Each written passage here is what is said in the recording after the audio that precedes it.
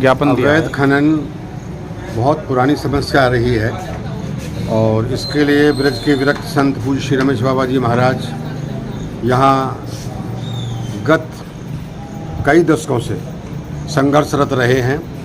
उन्होंने बड़े बड़े आंदोलन किए, कई हजार लोगों को लेकर के जगह जगह बैठे। उसके पश्चात कामवन और डीग तहसील के 5232 हेक्टेयर क्षेत्र को आरक्षित वन घोषित करा दिया गया जी। अब यहाँ इस प्रकार का कोई भी पर्वतीय क्षेत्र नहीं है जहाँ वो आरक्षित ना हो, लेकिन उसके बाद भी आरक्षित वन क्षेत्र से एक पत्थर भी उठना जघन्य अपराध माना जाता है। उसके बाद ट्रॉलियाँ भर भर के जा रही हैं और हमारा प्रशासन से अनुरोध है कि इस प्रकार की गतिविधियाँ ना हो कि आरक्षित वन क्षेत्र से खनन हो, नहीं तो इसके लिए फिर हमें आंदोलन करने में संकोच नहीं होगा।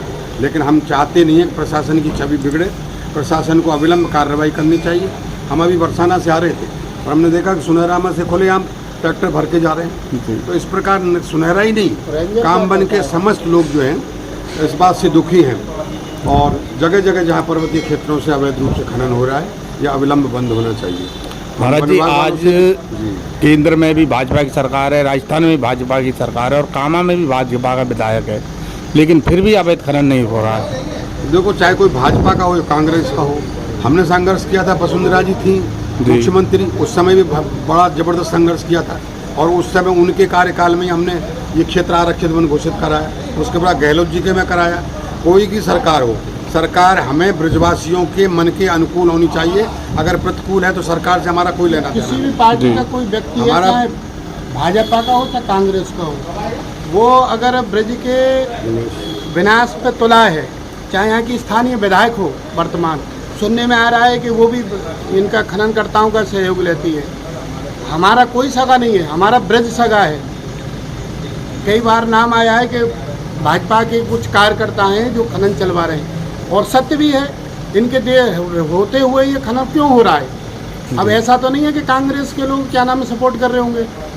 जो लोग भी इस कृत्य में हैं वो अच्छी बात नहीं है। अपने आदमी इसलिए कह रहे हैं कि ये इस तरह का कोई कृत्य नहीं करें, अवैध खनन में। अगर फिर भी महाराज जी अवैध खनन नहीं रुकता है तो अगला कदम आपका क्या रहेगा? कदम हम आंदोलन के नाम से जाने जाते हैं और आंदोलन करके ही भगवान कृष्ण की भूमि को सुरक्षित कराया है। और हम यहाँ बरसाना हमारे लिए कोई दूर नहीं है, कामा दूर नहीं है, बरसाना बहुत नज़दीक है और हम तैयार बैठे हैं। हम बस खोज रहे हैं कि कौन कौन इसके पीछे हैं। हम अब सरकार के खिलाफ आंदोलन नहीं रहेगा हमारा, ऐसे लोगों के खिलाफ रहेगा जो लोग इस तरह का दोहरा चेहरा करे हुए, सामने कुछ और है, पर्दे के पीछे कुछ और है।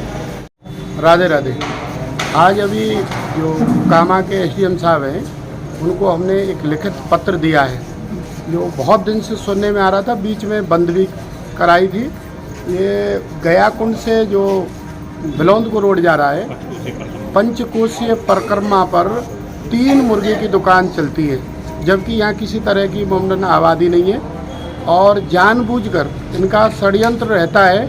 यहाँ गया कुंड जो ब्रज का एकमात्र पावन तीर्थ है, किसी भी ब्रजवासी को गया जाने की ठाकुर जी ने यहाँ व्यवस्था करी कि गया यहाँ गया है, कहीं आपको ब्रजवासी को बाहर नहीं जाना है।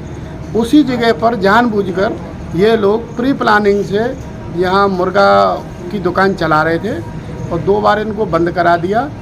आज फिर हम लोगों ने यहाँ एक ज्ञापन दिया है सभी के साथ में कि ब्रज में 4 तरह के ब्रजवासी हैं, ब्रजवासी, ब्रजनाशी, ब्रजहासी, ब्रजखांसी। ये ब्रज नाश करने वालों की श्रेणी में है। इसको हम आपके चैनल के माध्यम से कह रहे हैं, ये इस तरह की गतिविधि कामा के अंदर नहीं कर रहे, अन्यथा कहीं ऐसा ना हो ये फार्म हाउस से भी इसे हाथ धोना पड़े। हम लोगों पर अब कोई और काम नहीं है, ये ब्रज ही मिला है इन लोगों को इस तरह की गतिविधि करने में। कामा पंचकोशी मार्ग सहित पूरे क्षेत्र में कितनी दुकान हैं जो ऐसी कामवन में ऐसी 14-15 दुकान है जो हमारा दुर्भाग्य है, ब्रजवासियों का दुर्भाग्य है। कामा साधारण भूमि नहीं है, कर 84 कटे 84 लाख योनियों से अगर मुक्त होना है तो ब्रज की परिक्रमा करें और ब्रज की जो परिक्रमा नहीं कर सकते हैं वो केवल एकमात्र कामा की परिक्रमा कर लें। कामा में 84 कुंभ हैं, 84 कूप हैं, 84 खम्भ हैं और 84 कुंड है। ये साधारण भूमि नहीं है, आदि वृंदावन के नाम से ये जानी जाती है। वर्षों से ये साधु संतों की तपस्थली रही है। इसको जानबूझ के यहाँ ये माहौल बिगाड़ना चाहते हैं तो बात अलग है। तो स्थान बचे हैं, उनकी भी दुर्दशा हो रही है, सरकार अभी ध्यान नहीं दे रही है। अभी हमने तीर्थ विकास के द्वारा सर्वे भी कराई है, उत्तर प्रदेश तीर्थ विकास द्वारा।